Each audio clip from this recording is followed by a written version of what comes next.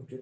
Now, since you have like a good corporate professional being able to tell us as to what an officer can actually look at the kind of duties they can be looking at if they choose to be on a similar path.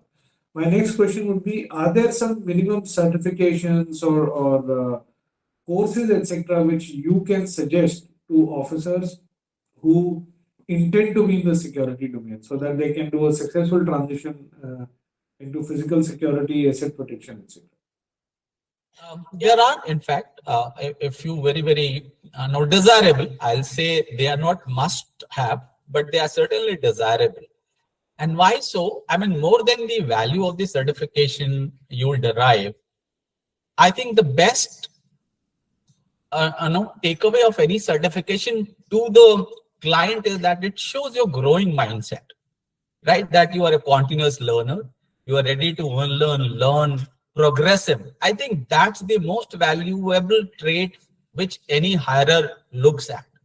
Because if you just come only with legacy, it works sometimes. I won't say that if you don't do the certification, you won't crack it. You can certainly crack it, and many people have done it. But this is, I see as the most important aspect, that it reflects a very positive, trainable, progressive mindset to the client who's going to hire.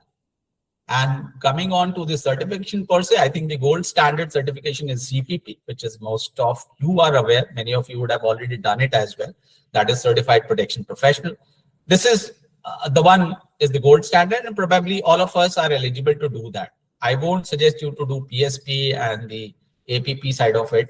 Somebody who's interested in investigation can do a PCI. These certifications are all driven by ACES, and probably I know these days why it is CPP is becoming important, because many corporates are now making it as a mandatory or a desirable certification whenever they are advertising their job profile.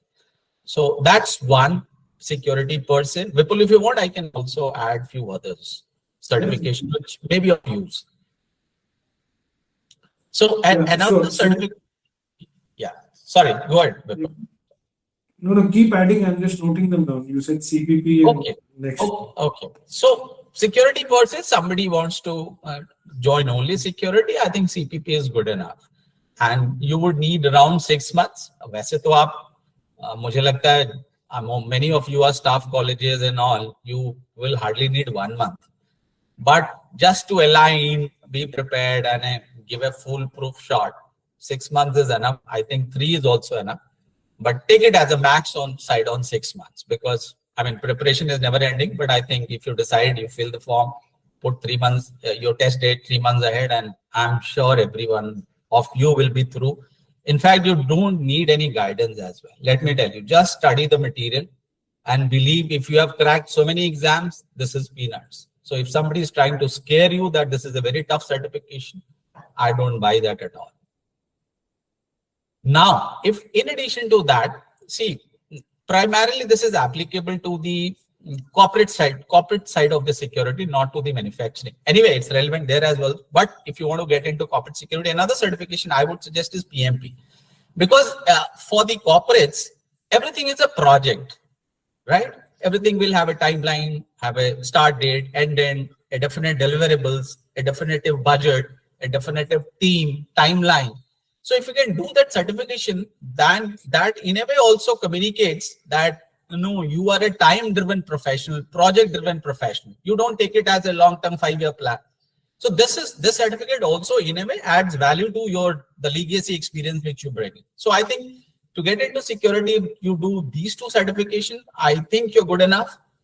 If you again want to, because even security is a broader, very broad. If you want to get into business continuity, disaster management, maybe CBCP can be another qualification. But I think primarily if you do CPP, PMP, I think you're good enough to get it.